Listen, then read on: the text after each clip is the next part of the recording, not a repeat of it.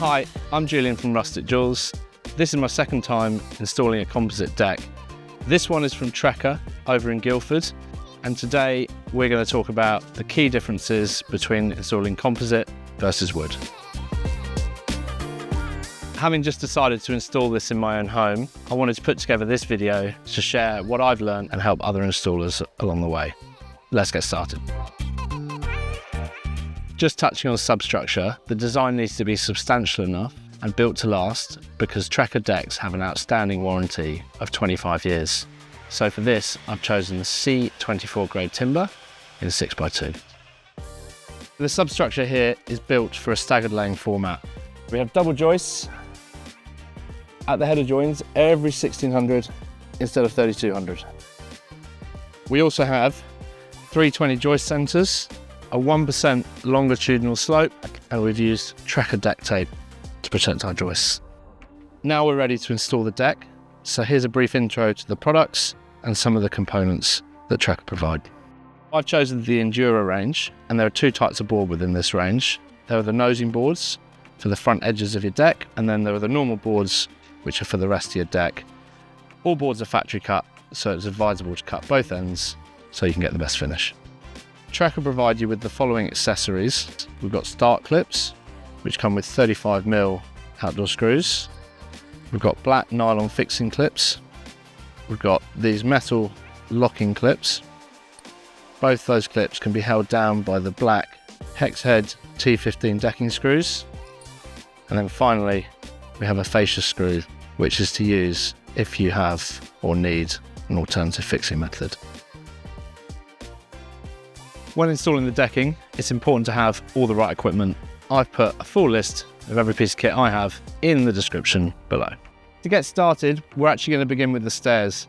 This gives you an opportunity to familiarise yourself with the product, but also is because I've calculated the dimensions so that we use full boards and therefore we need access to get the hidden fixings in.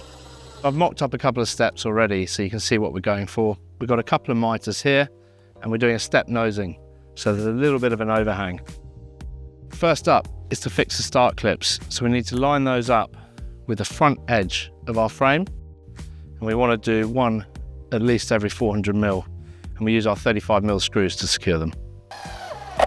And then once you're done, you can actually slide your board in, making sure it's nice in the centre. We've got the front nosing in, so I've marked out and mocked up where each mitre will go. And that will allow me to fix the start clips for these, and then we can start to fix the rest of the board.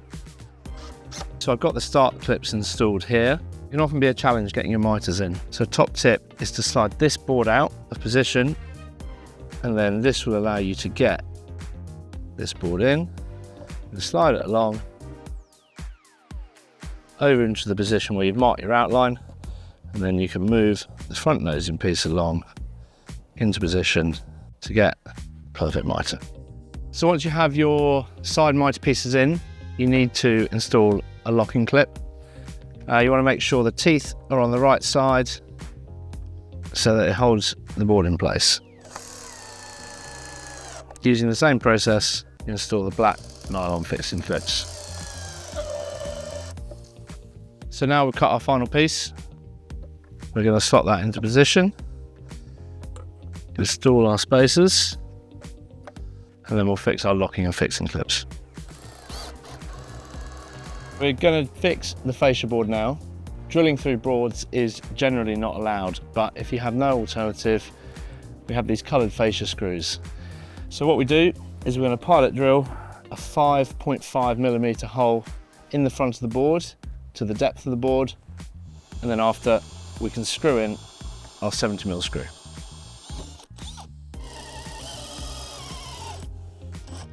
For the start of the main decking, you should already have calculated your distance from your end point to your start point so it's parallel. I'm hoping to finish on a full board, so we'll see how that goes. Just like with the steps, I'm doing a step nosing installation.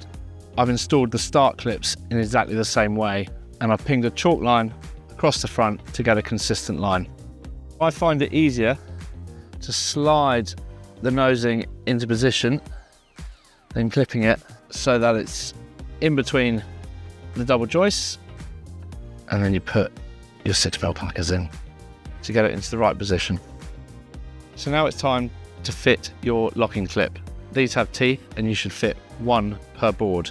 I'm going to install the locking clip here. Expansion and contraction will be centered to this point. So you may want to consider where you want to install your locking clips. I've chosen this point because I wanted to minimize expansion in the most visible areas. Now you've installed your nosing boards, we need to install our black nylon fixing clips. So we need to install one on every joist, including double joists, the whole way along the line. And we fix those in using the black headed hex screws. It's important to make sure these are nice and tight, but also, top tip from me is not to fully screw them in. You want to be able to get your next board underneath, and then once your next board's in, you can lock them down. And I'd advise utilising the torque setting on your drill to not risk over drilling the clips. This can result in breaking them. So you've got to complete each row before moving on to the next one. And when you get to the end of the row, you need to do your perimeter boards. So I've cut 2 mitres here, and I've test fitted them to make sure the angle is correct. You can continue to test fit them along the perimeter, and I'll explain why I'm only test fitting shortly. So having finished the first row, I've calculated the angle and cut the board to the centre of the double joist. At the end here, you need to allow for a 10 to 15mm expansion gap. Now you've seen the most important techniques, it's time to get after it and install the rest of the deck. Let's go.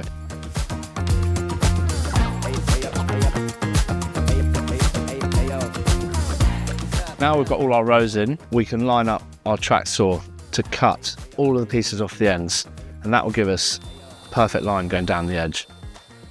We've got the side pieces cut with the track saw. We're ready to fit the perimeter board with our fixing clips. So we fix those in as normal, like so. And then in the edges here, I've adapted the black nylon fixing clip to take a small piece off the end, which allows it to slide along and into the board and fix it down securely whilst keeping the 10 to 15mm gap.